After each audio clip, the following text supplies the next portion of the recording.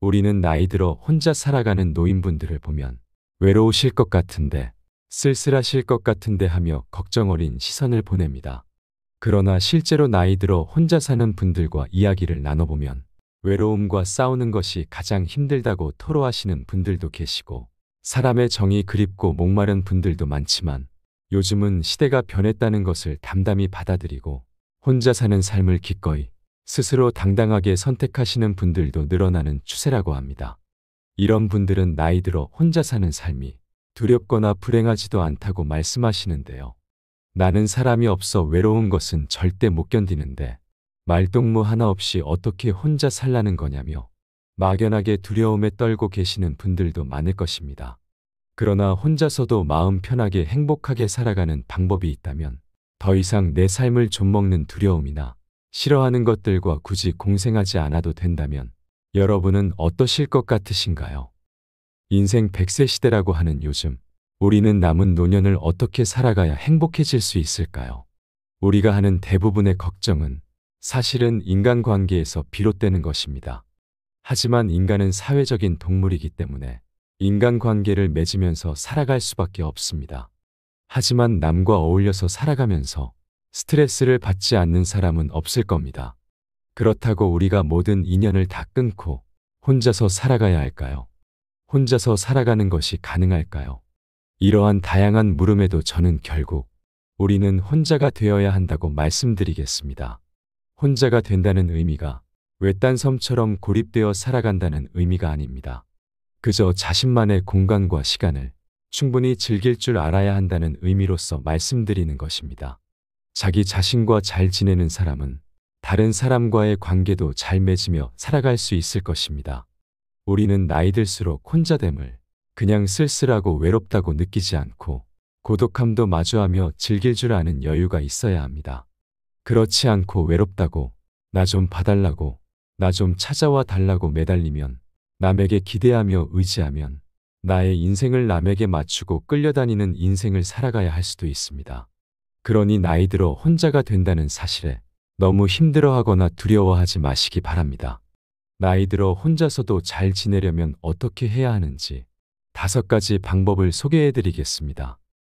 5가지를 다 지켜야 한다고 지레 겁부터 먹지 않으셔도 됩니다.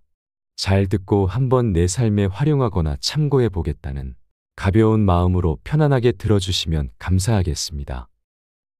첫째, 나이 들어도 어떤 일이든 꼭 하세요. 90세가 넘어서도 시장에서 토스트를 굽는 일을 하시는 할머니가 매스컴에 소개된 적이 있습니다. 요즘은 아이스크림 하나도 2,000원 하는 시대인데 할머니께서 파시는 토스트 가격은 고작 1,500원이라고 합니다. 사람들은 싼 가격에 맛있는 토스트를 먹어서 좋기는 하지만 그래도 고생하시는 할머니가 안타까워 왜 그렇게 싸게 파냐고, 더 비싸게 팔아도 되는 거 아니냐며 팔아도 남는 게 있냐고 묻지만 할머니께서는 이렇게 말씀하십니다. 앞으로 내가 장사를 하면 얼마나 더 할 수 있겠어. 또 가격 올려서 비싸게 팔아서 많이 남기면 그 돈 어디다 쓰게. 그래서 사람들은 다시 할머니에게 나이도 많으셔서 힘드실 텐데 왜 계속 토스트를 굽느냐고 물어봅니다. 그랬더니 이런 대답이 돌아옵니다. 집에 혼자 있으면 나쁜 생각만 들지. 여기 와 있으면 지나가는 사람들도 보고 주변 구경도 하고 사람들하고 얘기도 할 수 있고 그렇게 한 세월 사는 거지. 겨우 한 평 남짓한 조그만 공간이지만 할머니가 보는 세상은 넓습니다. 그리고 이곳에서 사람들은 할머니의 따뜻한 정을 느끼고 갑니다. 또한 서울 종로에는 폐지를 줍는 한 할아버지가 계셨습니다. 늘 같은 시간이 되면 작은 손수레에 폐지를 잔뜩 싣고 고물상 쪽으로 힘겹게 발걸음을 옮기시는 할아버지의 뒷모습을 보고 있노라면 안타까운 마음만 들었습니다. 그러던 어느 날 그 할아버지께서 돌아가셨습니다. 그래서 할아버지의 수레는 한동안 보이지 않았습니다. 그렇게 얼마 후 한 중년의 노숙자가 할아버지의 수레를 끌고 다시 종로에 나타났습니다. 분명 그는 알코올 중독자였고 늘 소주병을 들고 종로역을 배회하던 노숙자였습니다. 하지만 폐지를 줍던 할아버지는 생전에 그 노숙자에게 매일 돈 1,000원을 쥐어주며 말씀하셨습니다. 여보게 젊은이, 힘을 내게. 무엇이든 하고자 하면 일거리는 있는 법이야. 나같이 늙은 노인네도 부지런히 폐지를 주우면 하루에 3만 원은 번다네. 그러니 술만 먹지 말고 이제 정신 차리고 일을 하게나. 그리고 그 할아버지는 노숙자 10명에게 폐지를 팔아 모은 돈 1,000원씩을 주며 늘 격려했다고 합니다. 그렇게 할아버지로부터 1,000원을 받아 하루하루 연명하던 그는 할아버지께서 돌아가셨다는 이야기를 듣고 이제는 열심히 살아야겠다고 결심했다고 합니다. 우리는 은퇴 후 매일 등산이나 낚시, 골프 같은 취미 생활만 하며 시간을 보낼 수는 없습니다. 이런 취미도 내 일을 하며 바쁜 가운데 틈틈이 즐겨야 더욱 그 맛을 제대로 느낄 수 있습니다. 매일매일 아무것도 하지 않고 노는 것만큼 고통스러운 일이 또 있을까요? 그래서 은퇴 후 아무것도 하지 않고 마음껏 쉬세요 라고 말해도 대부분은 또 다시 어떤 일이든 찾아서 시작하는 게 아닐까요? 노는 맛이 달콤하게 느껴지려면 고된 노동이 있어야 합니다. 그만큼 사람은 일과 하나입니다. 은퇴까지 했는데 또 힘든 일을 하라고 하는 거냐고 하시는 분도 계실 수 있습니다. 그러나 돈을 버는 힘든 노동이 아니라 무엇이든 자신이 원하는 일을 찾아서 즐겁게 해야 한다는 것입니다. 사람은 무엇도 하지 않으면 죽은 것과 다름없는 인생을 살아가야 합니다. 건강하게 장수하시는 분들을 찾아가 보면 아침부터 밤까지 하루가 어떻게 지나는지 모르게 바쁘게 움직이시는 것을 볼 수 있습니다.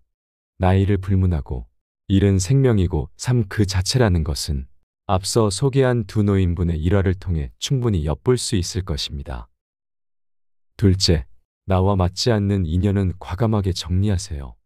물론 내 사람은 귀하게 여길 줄 알고 아껴주어야 하지만 나와 맞지 않는 인연과는 오래 알아왔다는 이유만으로 억지로 붙잡거나 끌려다니면 서로에게 좋지 않습니다. 어릴 때는 둘도 없는 친구 사이로 지내더라도 성인이 되고 각자 사는 생활이 달라지면 사회를 보는 관점도 달라지고 삶의 가치관도 달라지기 시작합니다. 그래서 오랜만에 만나면 어색한 느낌을 받거나 예전과 다르게 말이 잘 안 통한다는 느낌을 받을 때가 있습니다. 대화 속에서 느껴지는 차이를 느끼게 되는 것이죠. 학창시절 공부를 잘해 성공한 친구, 학벌은 좋지만 돈을 잘 못 버는 친구, 돈은 잘 벌지만 성공과는 거리가 먼 친구, 그런 친구들과는 다르게 그냥 평범하게 살아가는 친구 등 다양한 친구들 속에서 서로 비교하며 비교당하며 만나고 헤어져도 괜히 마음만 상해서 돌아가는 일이 많아집니다. 서로 부족한 부분을 채워주고 위로해주고 격려해주면 좋으련만 다들 살아가면서 생긴 두터운 벽이 있기 마련입니다. 그러니 만나면 기분 좋은 사람들을 만나 서로의 좋은 기운을 전해주고 아껴주며 사랑해주며 살아가기에도 아까운 시간을 단지 오래된 친구라는 이유만으로 친구라는 허울만 남은 관계를 굳이 애써서 유지할 필요가 없어집니다. 어릴 적 내 소중한 추억을 공유한 고마운 친구 관계이면서 현재도 서로에게 힘이 되는 사람이라면 그 관계를 고마운 마음으로 이어나가야 하겠지요. 그러나 나의 약점을 알고 비난하거나 상처를 주는 친구 관계라면 단호하게 끊어내라고 말씀드리겠습니다. 이제는 내 주변에 있는 나와 깊은 감정을 공유하며 나를 알아주고 이해해주는 사람들과 만나 소중한 인연을 이어가기에도 바쁜 시간입니다. 그러니 나에게 상처를 주는 관계라면 과감하게 내려놓으시면 좋겠습니다. 셋째, 개방적인 사고를 하세요. 최근 연구에 의하면 친절한 사람보다 개방적인 사고를 하는 사람들이 더 행복도가 높았다고 합니다. 개방적이라는 것은 상상력과 호기심으로 새로운 사람들에게 열려있는 마음입니다. 즉, 한두 사람과 깊게 사귀는 것보다 다양한 사람들과 관계를 맺는 것이 더 행복하다는 것입니다. 우리는 나이 들면 자연스럽게 인간관계의 폭이 줄어들게 됩니다. 왜냐하면 우리는 시간이 지나면서 여러 가지 경험이 쌓여 다양한 사람들을 만나지만 그 중에서 나와 맞는 좋은 사람들과의 관계만 남겨두고 정리하게 되므로 어찌 보면 당연한 인생의 순리입니다. 그리고 실제로 내가 상황이 어려워지거나 특히 금전적인 문제가 얽히면 내 주변인들의 실체가 적나라하게 드러나게 마련입니다. 이런 경우에는 더더욱 인간관계가 간소해집니다. 하지만 그런 일들을 겪게 되더라도 세상을 등지고 모든 인간관계는 다 끊고 혼자서만 살아갈 수는 없는 노릇입니다. 그러니 나이 들면 각종 동호회나 취미 활동 등을 통해 만난 새로운 사람들과 깊이 있게 친하지는 못해도 새로운 사람들과 친해지고 새로운 것들을 배워나가면 좋을 것입니다.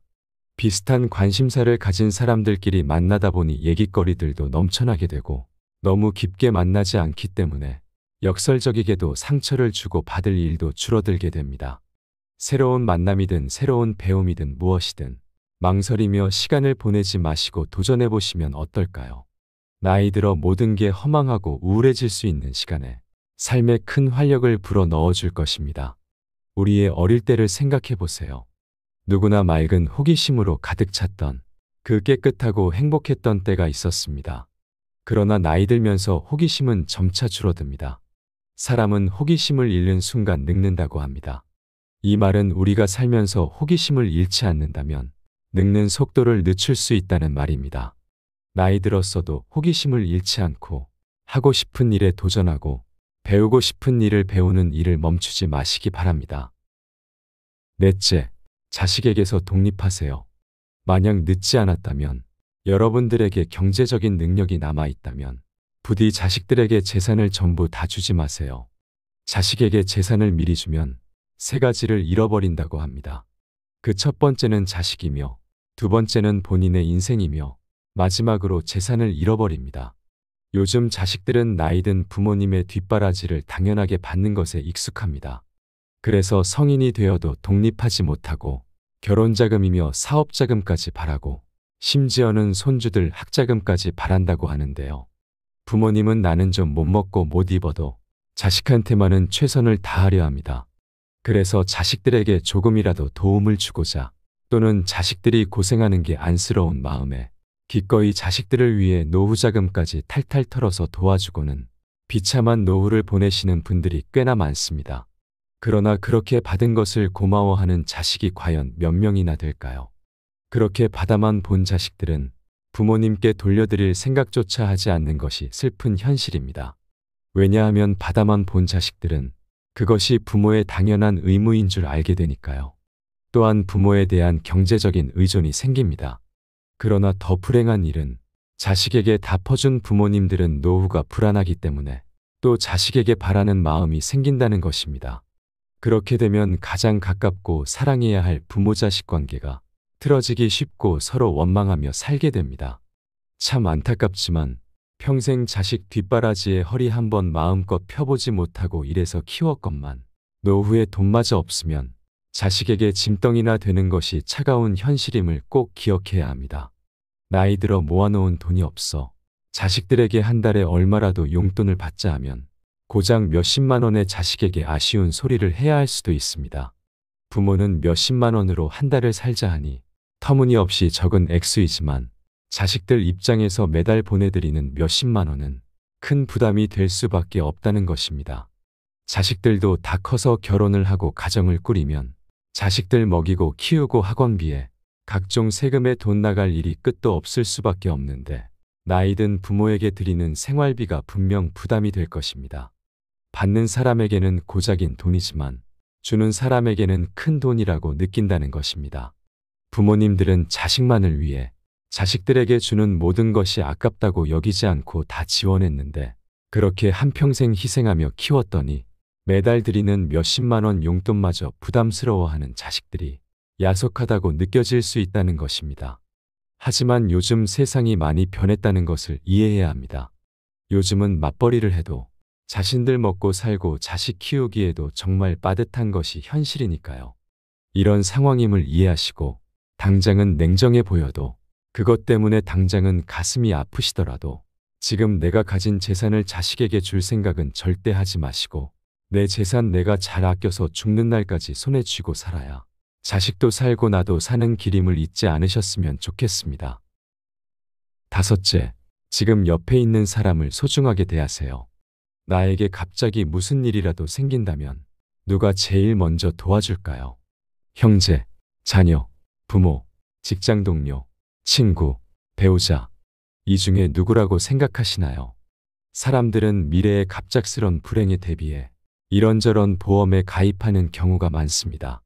하지만 정작 어려울 때 나를 도와줄 수 있는 가까운 사람에게는 보험을 들지 않는 경우가 많습니다. 늘 곁에 있다 보니 당연한 일인 양 그 소중함을 잊어버리고 살아갑니다. 그러다 그 소중한 사람이 먼저 떠나기라도 하는 날엔 왜 그때 더 잘해주지 못했을까? 그때 그 부탁 하나 못 들어주었나? 하는 생각에 오랫동안 마음속 한이 되어버리는 경우가 흔합니다.